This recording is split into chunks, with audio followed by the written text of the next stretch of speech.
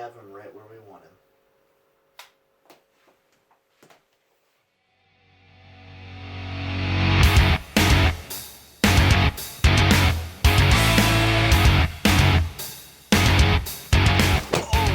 This is XFL Jim here to preview week 3 of the XFL season. Let's get into it. First off, we're going to do a broad strokes. I got 4 points I want to look at over the weekend. I want to see how LA and Dallas do with their quarterbacks kind of in the system another week longer. I was really impressed by Josh Johnson. He made a couple really boneheaded decisions, but he looked better than I thought he would at his first start. I want to see if his injury lingers. I want to see if they're just going to look a little bit better. Landry Jones, same thing. I want to see if he just looks a little bit better with another week of practice under him. Point number 2, I want to see how Houston and DC, the two top-ranked teams, do on their first road games of the season. DC is traveling all the way to Los Angeles. Houston is playing at Tampa, so maybe those are tests, maybe they're not. I'm just excited to see him on the road for the first time. Point number 3 is I want to see what kind of New York City is going to show up. I want to see if it's going to be Week 1 New York that looked really good on defense and passable, if not decent, on offense, or Week 2 New York, who still looked all right in the defensive backfield, but their run defense and their offense were just bad. And point number 4, I want to see the ratings and the crowd sizes for Week 3. Because that's kind of when the AAF really started to drop off. You noticed it a little bit Week 2, but Week 3 and 4 of the AAF was tremendous drop-off compared to Week 1. I want to see what the XFL is going to do with that. I want to see if the crowd size are going to stay the same. I want to see if the media coverage and the viewing numbers are going to stay the same. Really excited to see on Monday how this all plays out. So with those main points underway, let's get into previewing each game. Let's go. All right, guys. First game of the weekend are the Houston Roughnecks versus the Tampa Bay Vipers. Now, this is Houston's first road game, and I can tell you, playing away from my garage in my own garage league, it's really challenging. The cement's always different, and the tables kind of just, they don't crack the same, you know? So I'm really interested to see how Tampa adjusts here on the road. But I don't think they'll have too much of an issue playing Tampa. They're the worst team in the whole league. They don't have a quarterback. Mark Trestman is our coward of the week 2 weeks in a row. See if he can make it a third. I will be livid if Mark Trestman is our coward of the week 3 weeks in a fucking row. Main points I want to cover. Week 1, Tampa Bay was the number 1 offense in almost every statistical ranking except for scoring. They can get you to the red zone, but they sure as hell won't score you any points. Let's see if they can do that against Houston, whose defense has been a little suspect in 2 games. But don't count on it. I'm really interested to see the difference between P.J. Walker and whoever the heck Tampa Bay decides to trot out at quarterback. Don't really care if it's Quentin Flowers, Aaron Murray, or Taylor Cornelius. None of them are going to look as good as P.J. I want to know if Tampa will have a crowd. This is their first home game, so interested to see the home crowd size for Tampa based on what they've shown weeks 1 and 2. I mean, from what I've read, it should be like a sizable crowd, but I don't really expect much because this team's giving you nothing to expect. This team's giving you nothing to cheer for so far. So, I mean, here's hoping. I want the Vipers to be good. I like a lot of their players, but man, it's been a rough watch for them. My main points for the game, I'm worried Houston's just kind of going to roll away with this one. They're favored by 6 only, so it seems pretty small. I guess they let St. Louis stick around, but I don't know. Vegas just seems to love Tampa. I don't know what it is. Maybe on paper these players can be good, but they've shown week in and week out so far in 2 weeks that they cannot compete with almost anybody. They got stomped by Seattle, and Brandon Silver's played terribly. I don't get it. Let's just move on to our players to watch. There's not really much to break down in this game. I feel like Houston's just going to run away with them. They're the best offense in the league versus like an all-right defense, but Tampa Bay can't score. What? Let's players to watch for Tampa Bay. Maybe Aaron Murray, whoever Tampa has at quarterback will be interesting to watch. I want to know if if they're going to stick with Quentin Flowers, if they're going to mix him in with Taylor Cornelius, if they're going to have Aaron Murray back. Who knows? It'll be interesting to watch. That's all I'm saying about Tampa for the quarterback position. Reese Horn is a good wide receiver, so he can get you to the red zone. You just got to figure out how to get him in the end zone. You got to figure out what to do with these wide receivers. Like, come on, Tampa. Please, score a touchdown. Do it. I'm rooting for you. I don't even like you guys, and I'm rooting for you. Come on. I want to see Marcellus Branch against this wide receiver core for Houston. I mean, maybe he could do something. The defense for Tampa has looked decent in 2 games. I'll give them that. Their defense has looked decent, but I feel like Houston's just going to kind of run away with it. Let's break down the players for Houston. Obviously, you got to talk P.J. Walker. The guy has been electric. He's been the talk of the town for the first 2 weeks. He's been having highlight reel after highlight reel. The guy's probably going to be on an NFL roster come this fall. You can't say enough about him so far. I want to see what he does next. If he has more exciting highlight reel stuff, I just want to be there for it. I also want to talk about Cam Phillips, the other explosive player, at least last week for Houston. Great wide receiver. The guy is all over the place. He's got glue on his hands. Khalil Lewis is another wide receiver I want to look at for Houston. Those two seem to be having the most production. And against this Tampa Bay team, when I assume that Tampa's going to be turning over a lot, so I assume Houston's going to have the ball a lot, I expect these guys to have gaudy numbers. James Butler's a guy I want to look at in the running game.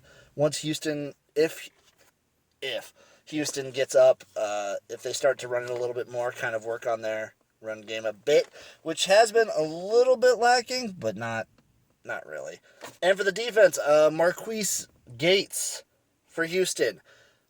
I want to see if he's going to explode this Tampa Bay team, because this offense, once it passes maybe their opponent's like 40-yard line, it just turns into some dog crap.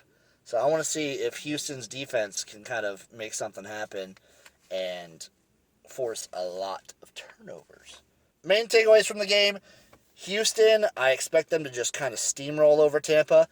But hey, Mark Trestman, prove me wrong. Don't just kick meaningless field goals. Don't go for 2 or 3 when you can go for 3. Just don't be a goddamn coward.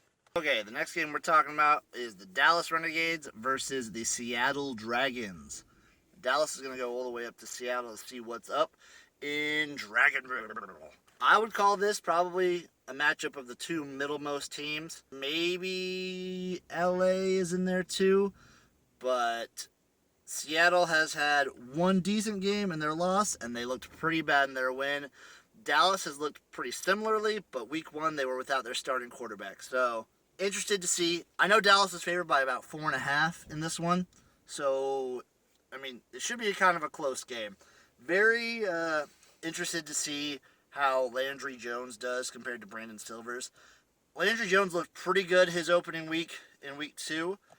Had a couple weird throws here and there, but otherwise he looked way better than Phillip Johnson. So I'm very interested to see how he looks.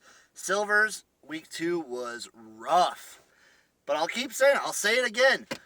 Seattle could be a great team if Brandon Silvers just is a decent quarterback. And I feel like he's just so close.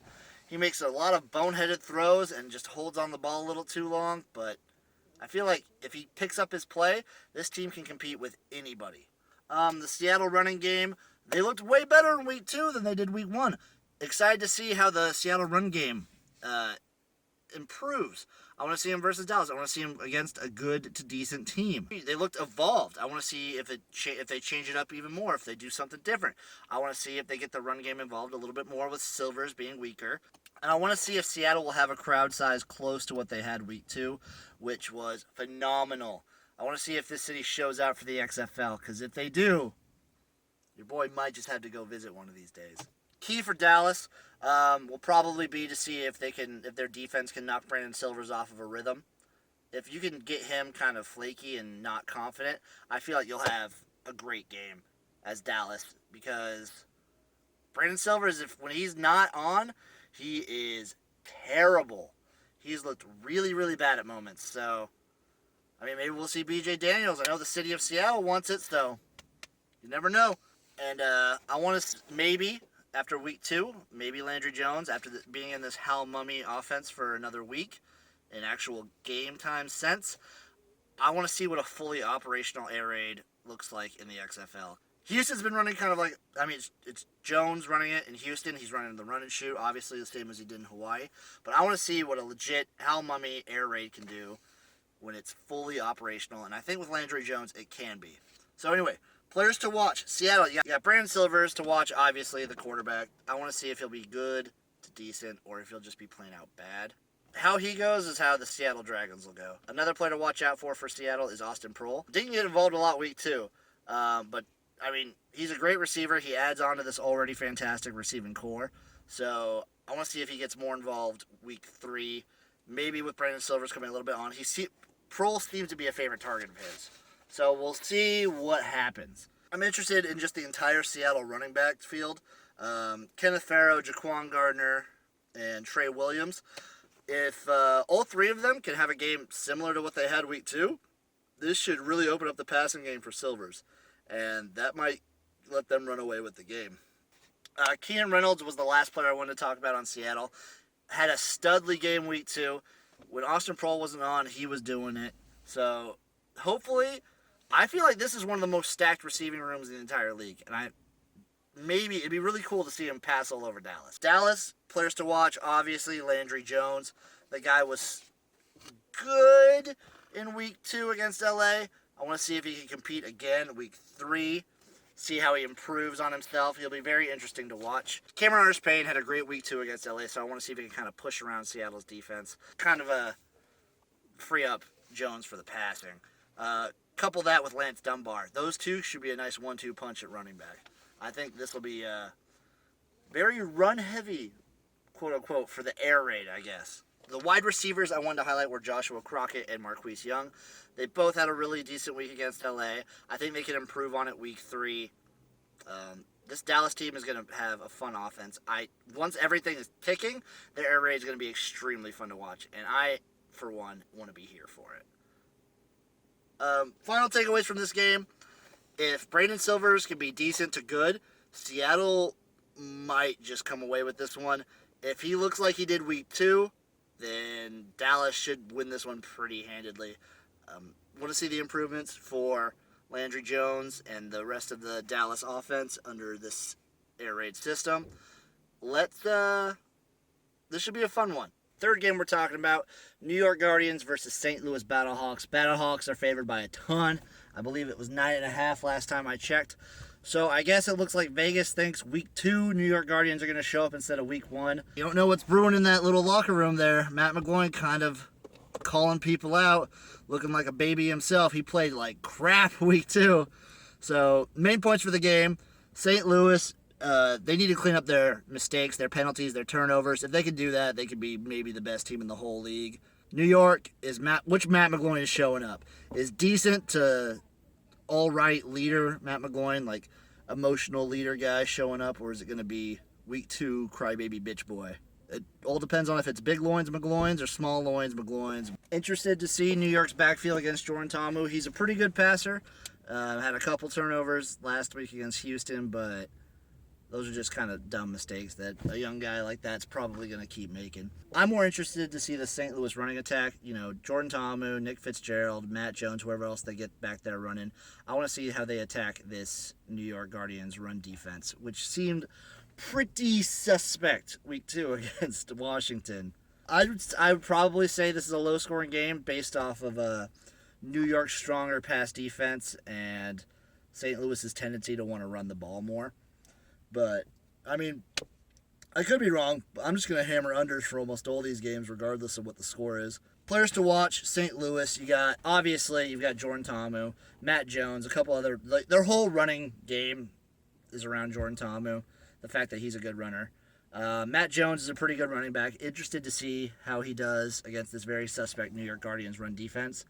Interested in DeMornay Pearsonell, The guy has had big plays in both games so far, so I want to see what he can do against this New York. Battle of St. Louis's wide receivers versus New York's backfield should actually be pretty fun. Regardless of which New York offense shows up, their defensive backfield is going to be good. This should be a fun wide receiver versus defensive backfield battle to watch, so keep an eye out on that. And the last guy I wanted to highlight for St. Louis is LaDainian Washington. He had a great week, too. I want to see if he can keep that momentum up. Come on, my man. You can do it. New York, obviously, you got to highlight Matt McGloin. If he plays like week 1, they got a chance. If he plays like week 2, they're not beating it. I don't even know if they could beat Tampa if he plays like he did week 2. That was awful. Darius Victor and Colby Pearson are the other ones I want to highlight. For Victor, if New York can get some kind of run game going, it might just eat up some clock, kind of keep St. Louis honest, make them have to pass it to keep up with here. That might play into New York's strengths. And for Colby Pearson, they just need to get something going. If Matt McGloin, I guess it all comes back to McGloin. If he can pass it, maybe Pearson can do something. But if Matt McGloin just throwing like ducks out there, then the hell are you supposed to do as a wide receiver? I don't know. Parting thoughts for this game. St. Louis is favored by a lot. I don't know if they should be favored by that much, but I like them here to win pretty easily, pretty comfortably.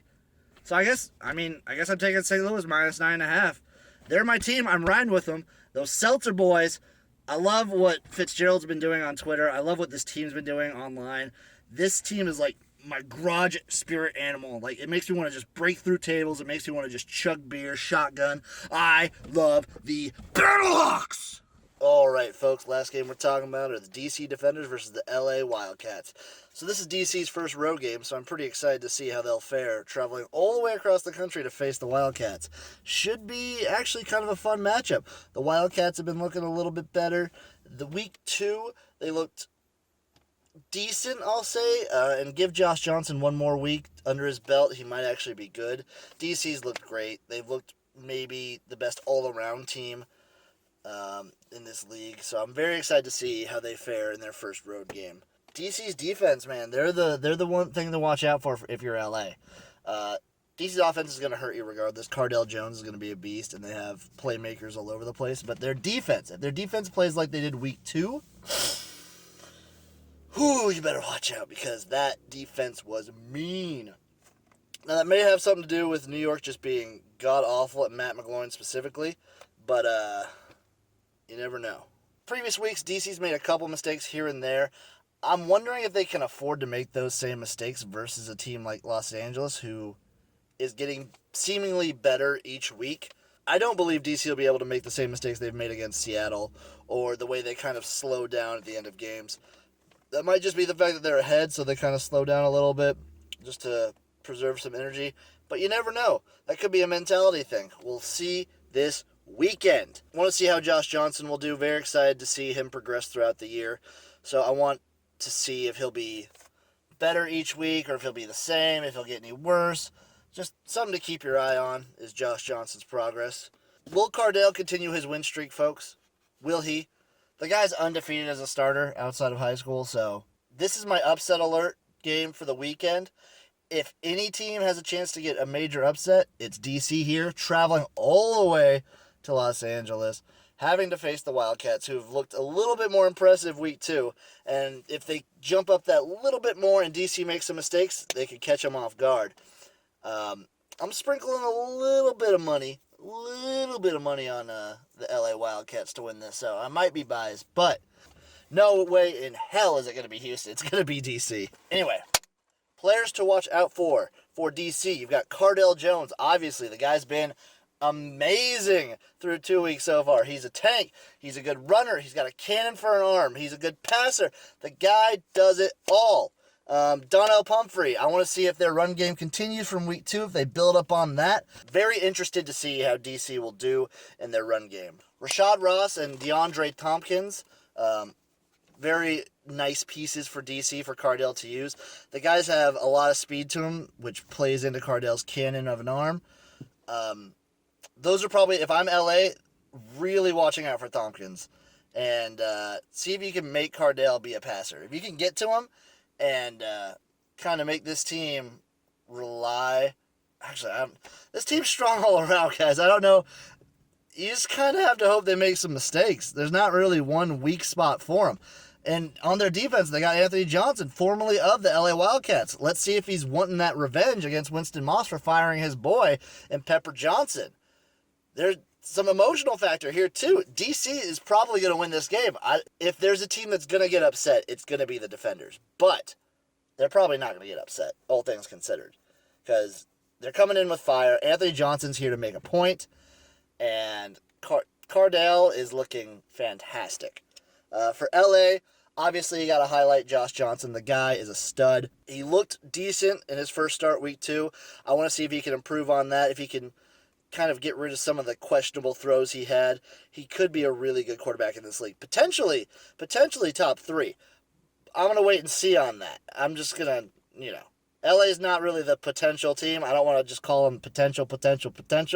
But, there's some good plays. Elijah Hood, waiting on his injury reports.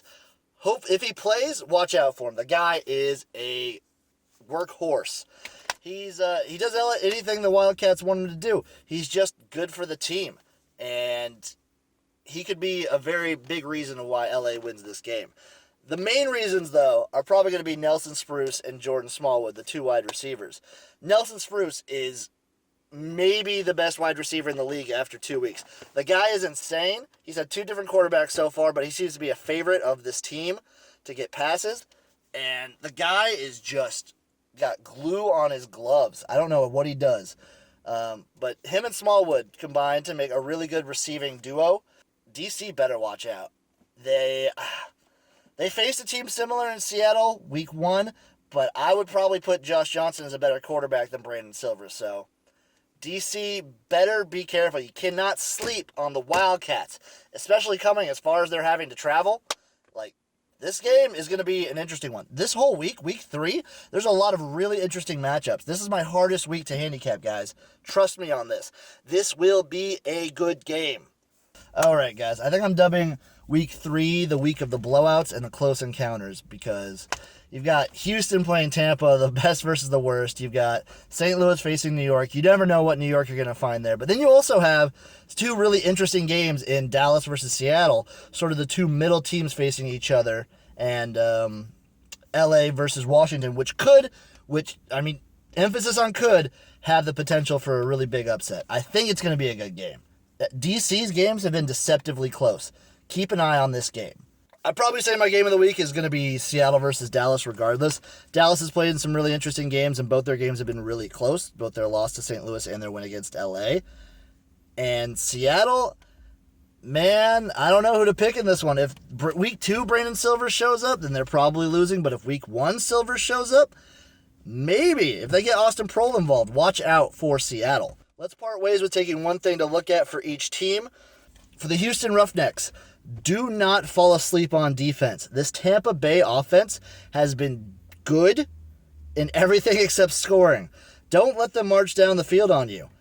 But realistically, your offense can probably keep up with anybody, so you don't need to worry that much. But don't fall asleep. That's my don't go sleepy sleeps. My point for Tampa: finish your drives. Tampa gets 2 points. Finish your drives and don't be a coward, Mark Trestman. I've heard rumors that the locker room's kind of maybe turning against him, and if he keeps being a coward, good. Screw that noise. I don't want that person in the league. For Dallas, you need to build on Landry Jones's first start. If he improves, then they're probably going to win. I'm going to be honest. They look pretty decent, and Seattle kind of looked a little bit weaker in week 2. So if Dallas can just improve on Landry Jones's first start, that'll be really good for them. For Seattle, Brandon Silvers needs to play clean. He needs to play decently. He can't make the mistakes he was making week 2. And even week 1. Whoever they trot out there, whether it's Silvers or BJ Daniels, he needs to have at least a decent game at quarterback for them to have a shot in this game. For New York, which Matt McGloin is going to show up? Is it going to be Big Loins McGloin's or Small Loins McGloin's baby bitch crybaby? Is he going to be the guy that wins you the game or the guy that loses you the game? It all rides on him, and that's probably some big pressure for him.